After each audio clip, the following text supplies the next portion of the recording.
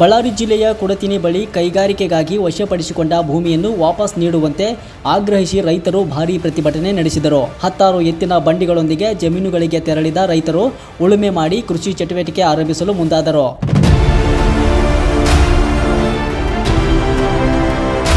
ಜಮೀನುಗಳಿಗೆ ನುಗ್ಗಲು ರೈತರು ಯತ್ನಿಸಿದ ವೇಳೆ ಪೊಲೀಸರು ಮಧ್ಯ ಪ್ರವೇಶಿಸಿ ತಡೆಯಲು ಮುಂದಾದರು. ಈ ವೇಳೆ ರೈತರು ಮತ್ತು ಪೊಲೀಸರ ನಡುವೆ ಮಾತಿನ ಚಕಮಕಿ, ನೂಕಾಟ, ತಳ್ಳಾಟ ನಡೆಯಿತು. ಭೂಮಿ ಕಳೆದುಕೊಂಡ ರೈತರು ಕಳೆದ 4 ವರ್ಷಗಳಿಂದ ನ್ಯಾಯಕ್ಕಾಗಿ ಹೋರಾಟ ನಡೆಸುತ್ತಿದ್ದಾರೆ ಎಂದು ಆಕ್ರೋಶ ಹೊರಹಾಕಿದರು.